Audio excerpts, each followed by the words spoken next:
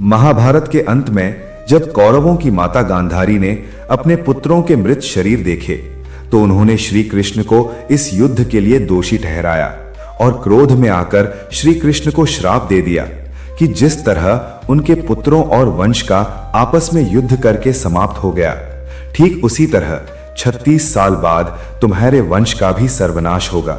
श्री कृष्ण ये जानते थे कि उनके वंश का विनाश आपस में लड़कर ही होगा, इसलिए उन्होंने श्राप को हंसकर स्वीकार कर लिया। लेकिन माता गांधारी के साथ ही एक और श्राप था जो यादव वंश के विनाश का कारण बना था। द्वारिका के निकट बसे एक पवित्र स्थान पिंडारक में कई बड़े साधु संत वहां पधारे हुए थे। उन्हें देखकर श्री कृष्ण के पुत्र सांब और उनके कुछ मित्रों ने उन ऋषि मुनियों के साथ शरारत करने का सोचा, जिसमें सांब एक गर्भवती स्त्री का रूप धारण करके ऋषि मुनियों के सामने पहुंचते हैं और उनसे अपने होने वाले बच्चे के बारे में पूछा। ऋषि मुनि अपना मजाक उड़ाते देख उन सभी के ऊपर क्रोधित हो गए और क्रोध में उन्होंने ये श्राप भी दे दिया कि सांब एक लोहे के मूसल को जन्म देगा जो पूरे यादव वंश के विनाश का कारण बनेगा। जब उन लड़कों ने देखा कि सांब के कपड़ों के अंदर से सच में एक लोहे का मूसल बाहर आता है, श्री कृष्ण के नाना जी जो राजा उग्रसेन थे, जब उन्हें इस बात का पता चला तो उन्होंने उस मूसल के टुकड़े टुकड़े कर दिए और उसे समुद्र में फेंकवा दिया।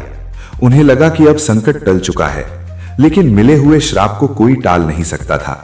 उस फेंके हुए टुकड़े में से एक टुकड़ा एक मछली ने निगल लिया था और ये मछली मछुआरों के जाल में जा फंसती है और जब उस मछली को चीरा गया तब उसके पेट से वही लोहे के टुकड़े निकलते हैं।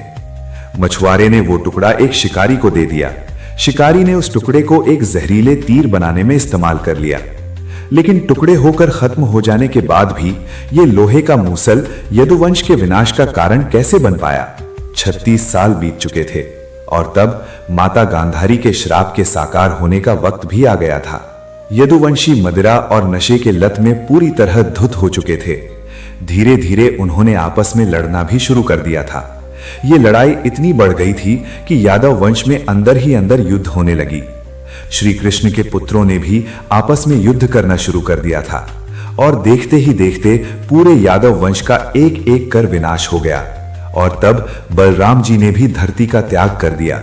श्री कृष्ण जो इस विनाश को अपनी आंखों के सामने होते हुए देखते हैं, क्योंकि उन्हें गांधारी से यही श्राप मिला था कि उनके वंश का विनाश उनके आंखों के सामने ही होगा, जैसे मेरे पुत्रों का हुआ।